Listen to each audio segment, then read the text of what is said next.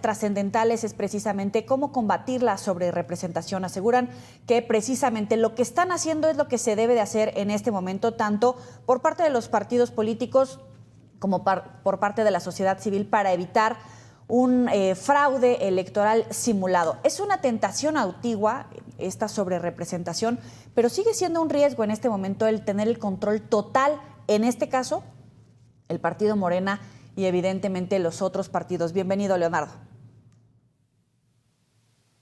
A ver, todos los sistemas electorales sobrerepresentan al partido o partidos que tienen más votos. Hay unos sistemas que sobrerepresentan más y otros que sobrerepresentan menos. ¿Cuáles sistemas sobrerepresentan más? Los de mayoría relativa con distritos uninominales como el que hay en Estados Unidos y en la Gran Bretaña. Ahí se eligen a los diputados uno por distrito, el partido que tiene mayoría en ese distrito se lo lleva. Por eso incluso esos países tienen sistemas bipartidistas, porque siempre gana uno o gana el otro. Es muy difícil que ganen los dos. Bueno, nunca ganan los dos, gana uno o gana el otro. Pero puede suceder en esos sistemas que un partido gane en todos los distritos con apenas la mitad más uno de los votos. Y entonces se lleva toda la representación. Y el otro partido que sacó la mitad menos uno de los votos se queda con cero representación. Entonces, ahí hay una altísima sobrerepresentación. ¿Qué hemos creado los seres humanos para evitar esos altos niveles de sobrerepresentación, sobre todo en los sistemas que no son bipartidistas, donde hay más de dos partidos en contienda? Pues lo que hemos inventado son lo que se llaman los sistemas de representación proporcional o los sistemas mixtos. Los de representación proporcional lo que hacen es que a cada partido le dan tantos diputados como proporción de votos saque el partido en su votación. O sea, si un partido tiene el 40% de los votos y es un sistema de RP directa, le toca el 40% de las diputaciones, punto. No hay interpretación que hacer. Los sistemas mixtos son un poquito más complejos porque tienen, se supone que lo mejor de ambos mundos. Hay un vínculo, sí, hay un vínculo entre el ciudadano y los representantes, porque se eligen una parte de los representantes por mayoría relativa en distritos uninominales, pero las fuerzas políticas que proponen las candidaturas, las listas de candidatos de representación proporcional, pues también tienen una representación. El mejor sistema mixto que existe es el de Alemania. Ahí la mitad de los diputados se eligen por mayoría, la mitad por representación proporcional. Y cuando ya se han asignado todas las mayorías, se analiza qué proporción de votos sacó cada partido y se le entregan diputaciones de representación proporcional para que su porcentaje de curules sea muy parecido a su porcentaje de votos. O sea que termina siendo un sistema muy proporcional, con una salvedad. Su umbral, o sea, la votación para tener diputados es de 5 puntos porcentuales de la votación total, de tal suerte que los partidos que tienen menos de 5 puntos porcentuales, aunque hayan ganado alguna mayoría, no les toca reparto de representación proporcional. Y entonces sus partidos están subrepresentados, poquito, pero subrepresentados. Y esas curules que no le tocan a esos partidos chiquitos, se le asignan a los partidos que superaron el 5%, y entonces esos partidos quedan sobrerepresentados, pero poquito. Un punto porcentual, 2 puntos porcentuales, muy, muy poquito. ¿Qué es lo que tenemos en México? Tenemos un sistema mixto con dominante mayoritario, porque no es mitad y mitad, sino como en Alemania, sino es 300 diputaciones de mayoría y 200 de representación proporcional. Y todos los partidos pueden participar en la distribución de representación proporcional siempre que sobrepasen el 3% de la votación. Eso abre el riesgo a una sobrerepresentación. Por eso la reforma de 1996 estableció dos topes a la sobrerepresentación. Dijo, ningún partido podrá tener un porcentaje de la Cámara superior a 8 puntos porcentuales que su porcentaje de votación. Por eso, en aquellas elecciones de finales del siglo XX, principios del siglo XXI, el objetivo del partido mayoritario era llegar por lo menos al 42.2% de la votación, porque si le daban sus 8 puntos de sobrerepresentación con la RP, tenía el 51% de los diputados, o sea, 257 diputados, más de la mitad. O sea, lo que estaba en juego era la mayoría de la Cámara, pues para aprobar leyes secundarias, para aprobar el presupuesto que se aprueba cada año, que se aprueba por mayoría simple. Ese era el nombre del juego, digamos, obtener la mayoría de las diputaciones. Nunca en aquella época estuvo en riesgo lo que se llama mayoría calificada, que es 2/3 y que es el requisito para reformar la Constitución, para elegir consejeros y consejeras electorales y otras cuestiones. Entonces, digamos que había funcionado bien ese tope, pero que además tenía un refuerzo.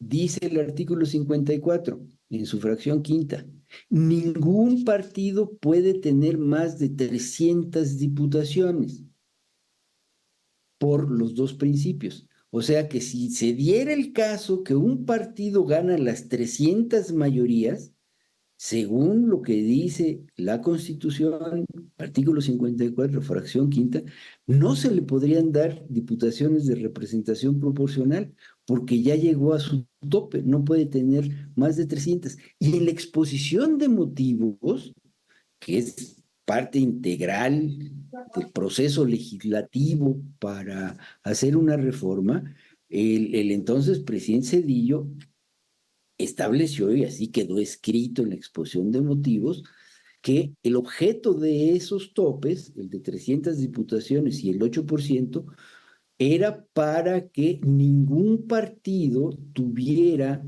por sí mismo una cantidad de diputados que le permitiera hacer cambios a la Constitución sin consultar a las otras fuerzas políticas. Ahora, Morena, el partido oficialista, dice que tuvieron la mayoría de votos en las elecciones. ¿Hay una mala interpretación de la voluntad popular? A ver, yo diría que el pueblo quiere que ellos gobiernen, sí, ganaron la elección presidencial y quiere que ellos tengan mayoría en el poder legislativo, sí, les dio el 54% de los votos, pero no les dio el 75% de la representación. ¿Qué es lo que sucede?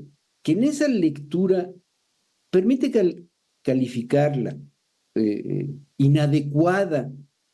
Voy a ser muy cuidadoso en el calificativo. En esa lectura inadecuada de la Constitución, se está pasando por alto algo que es fundamental.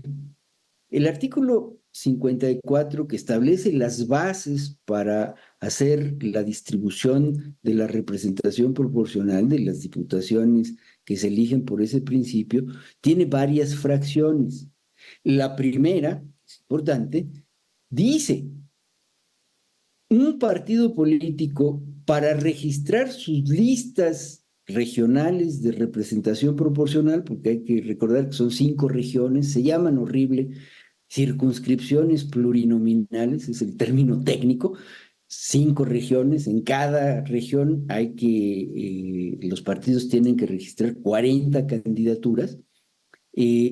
Dice ese artículo, para que un partido pueda registrar esas listas, tiene que demostrar que previamente ha registrado por lo menos 200 candidaturas en los distritos de mayoría relativa. ¿Por qué se puso ese requisito en la reforma de 1996?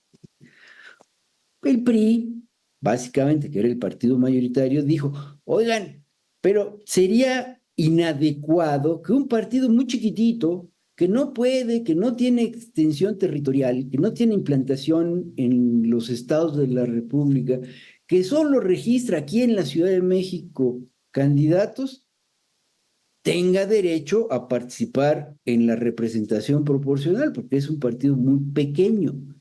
Tienen que ser partidos realmente con una dimensión nacional, una vocación nacional. Por eso se dijo, bueno, 200 diputaciones.